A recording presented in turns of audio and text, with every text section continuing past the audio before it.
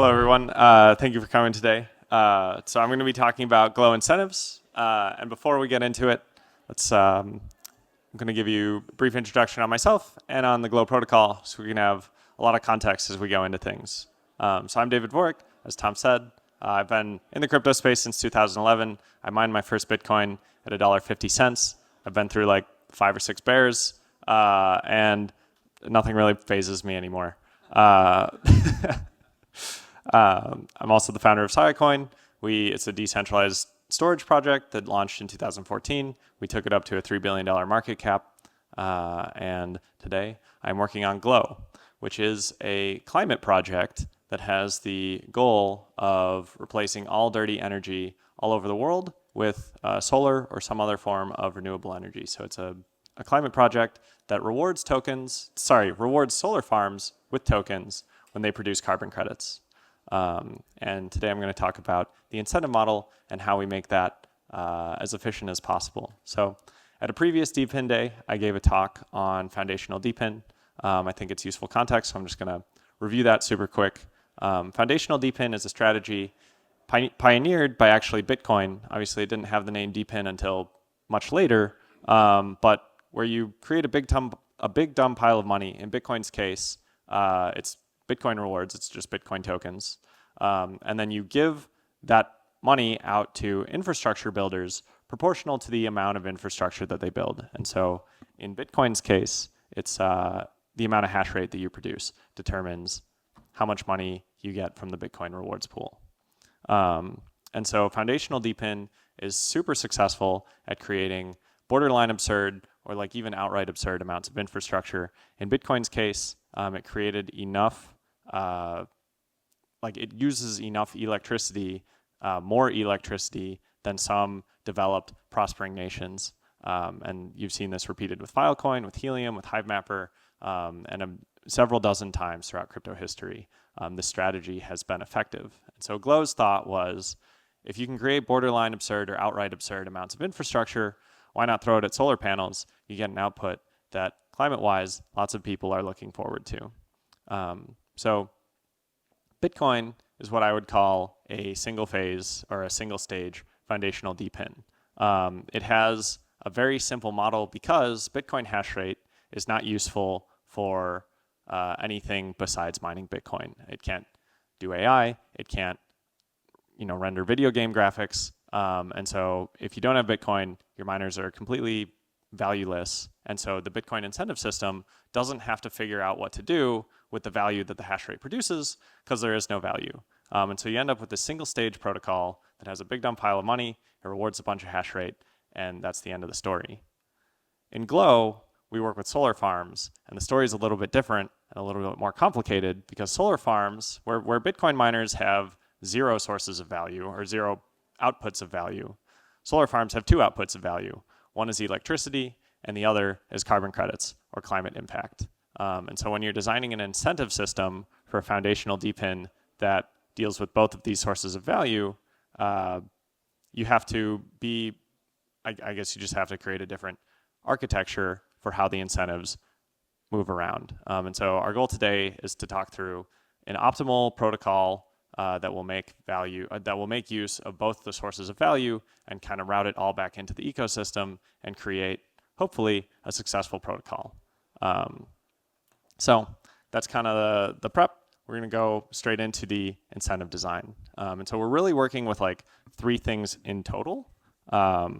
We have token inflation. So every year, 12 million Glow tokens get created and get distributed to solar farms based on some stack of incentives. And so we have to figure out what to do with these tokens. That's similar to Bitcoin.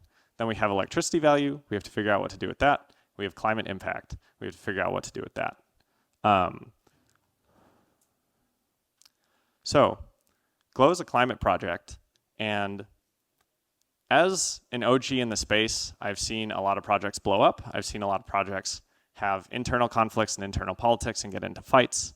And I've learned that it's very important that when you're a decentralized ecosystem, as opposed to a corporation, you don't have like a leader who can go and quash these like troublesome factions and like internal politics are just a fact of decentralization.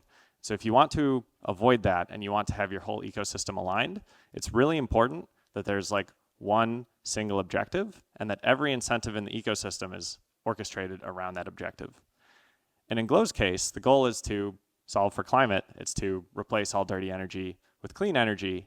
And that means that if we want to have an ecosystem that's like not at war with itself, we need to make sure that the exclusive value of the token is derived from the climate outputs of the solar farm. And so just based on that, that gives us an idea of where to draw the climate arrow. We want to, to maximize the total climate impact of Glow. We want to make sure that everyone in the ecosystem, every Glow token holder, every solar farm, et cetera, their final objective and their ultimate objective is related to the amount of climate impact and the value of the carbon credits produced by the solar farms. And that has a contrapositive to it. It means that the electricity value can't go into the token. Oh, and to explain how this works on like an implementation level, as Glow produces carbon credits, the protocol retains them, it sells them, and it uses the proceeds to buy and burn Glow tokens. And so as solar farms produce carbon credits in the Glow ecosystem, this buy and burn mechanism ends up taking that carbon credit value and routing it into the token rewards. And again, we do that to make sure that everyone in the ecosystem is aligned with the core goal of the protocol, which is to produce as much climate impact as possible. And so if we want to make sure that everyone is aligned around the end goal of climate impact that actually also solves for the electricity revenue, we already know that we can't have the electricity revenue route into the value of the token, because that's going to create factional problems where you have some factions that care about optimizing electricity value, you have other factions that care about optimizing climate value. They're going to go to war with each other, and as I've seen many times happen in crypto, you're going to get an ecosystem that blows itself up. And so we also, just working from these first principles, have a very easy way to draw the arrow for where the electricity value goes. And so based on the graph, you can probably guess where the final arrow goes. But it's important to talk through and understand why it goes there and where it comes from. And so let's talk about what happens if you take the token rewards and you give them to climate impact. And you reward solar farms with tokens based on how much climate impact you produce.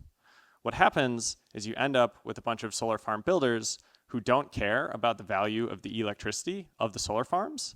And so solar farms, two solar farms are not the same. There's amount of sunlight, there's how expensive electricity is on the local grid, there's how expensive it is to build. And so you want your builders optimizing across all of these things. And so it's important to make sure that the people who are building solar farms are incentivized to make valuable solar farms that have valuable electricity. And so if you are sending token rewards to the climate side and ignoring the electricity side, you end up with this problem where people don't care how much value how much electricity value their solar farms are producing, and you end up spending a lot of token rewards or money funding ultimately very wasteful and unsustainable projects, and when you would much rather be focused on solar farms that produce tons of value. So that allows us to draw the final arrow. And so you end up with a 3-stage foundational DePIN where you have a giant pool of tokens. All of the tokens go to solar farms proportional to the amount of electricity value that they produce. That electricity value essentially becomes a second big dumb pile of money. And so Glow, I think, is one of the only foundational DePINs in existence with 2 big piles of money. One goes to solar farms based on how much electricity they produce, and then all of that electricity becomes a second pile of money that goes to solar farms based on how much climate impact they produce. And so when solar farms join the Glow ecosystem, they're doing this equation. They're looking for the Pareto optimal point where they can produce the most electricity value to get the most tokens possible, and also produce the most climate impact to get the most cash possible. And then you end up with this nice curve, and solar farms try to be on the curve or to push the curve further. And that kind of ties everything together. And so that leads into one more question, which is a question of viability. So we have this feedback loop where token rewards create electricity value creates carbon credits, and carbon credits go and reinforce the token rewards. And we want to know, especially if you're like me or some of the other people in this room and your whole entire career is around the Glow protocol, you want to know whether this feedback loop is a positive feedback loop and Glow is going to grow, or it's a negative feedback loop and Glow is going to shrink and eventually die. And it basically comes down to whether or not Glow can produce carbon credits for cheaper than it can sell them for. And so on the market, carbon credits have some value. Carbon credits cost money to produce. You have to build solar farms. You have actual hard costs. And the question is, how many carbon credits can Glow produce per dollar, and what can it sell them for? And so we can look at the protocol today and see Glow is live. It has 29 solar farms that are actively producing power. It has a free market for the carbon credits. They're actively trading. And currently, the carbon credits are trading for about $810.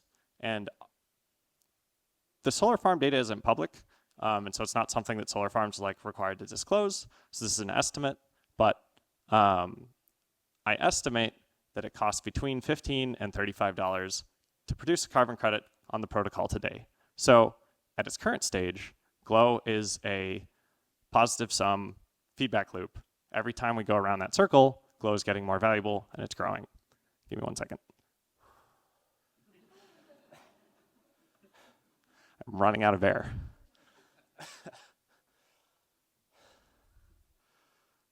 Okay, so we have 2 more questions. One question is, what happens when Glow gets to a bigger scale? It has gigawatts of solar, billions of dollars of solar. And the second question is, what happens when Glow gets to Earth scale? So at giga scale, we expect a couple things to happen. First of all, based on the carbon credit markets and how much value people put in carbon credits, we expect the carbon credit price to come down.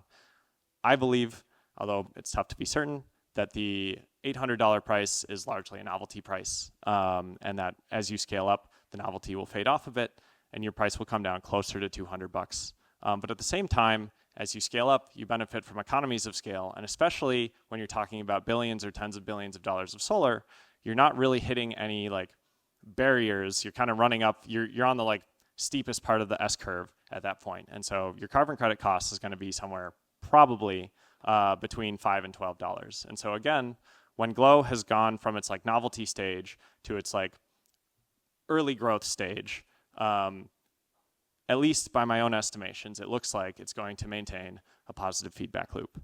And then finally, when you're at the size of the planet and you've kind of exhausted all the easy stuff, and now you have to go after the countries on dirty power that don't have much sun, and you need batteries, and you need all this extra difficulty, you're still benefiting from economies of scale more than ever. And so on the lower end, the price may come down. On the other hand, technology, it may be difficult to source materials. When you get on the upper end of things like batteries, especially I think today, we don't know how to produce that many batteries. And so on the upper end, I'm estimating it's 25 bucks, but really anybody's guess. And then at the same time, when you look at billions of carbon credits per year, half of the emissions of the world, governments tend to pay about $100 per carbon credits. And today, the carbon credit market at the government level is about $1 trillion market. So it's well established, it's very deep, and the average price is, I think it's 90 bucks. And so we can kind of forecast that when Glow grows all the way to the size of the entire world, that carbon credits are going to be somewhere around 100 bucks each, and the cost to produce them anywhere from $3 to $25 with high error margins. It's difficult to forecast that far out. But ultimately, it looks like, to me, at a theoretical level, and granted, you never know what happens when you hit the real world, but at a theoretical level, it seems to me like Glow's incentive system is a positive feedback loop all the way through its entire mission, and that Glow, running the cycle that it's already started and continuing the path that it's already on, should be able to scale to solve its mission, which is the end of all dirty electricity on the grid. And hopefully you found this talk insightful. That's all I have to say. Thank you.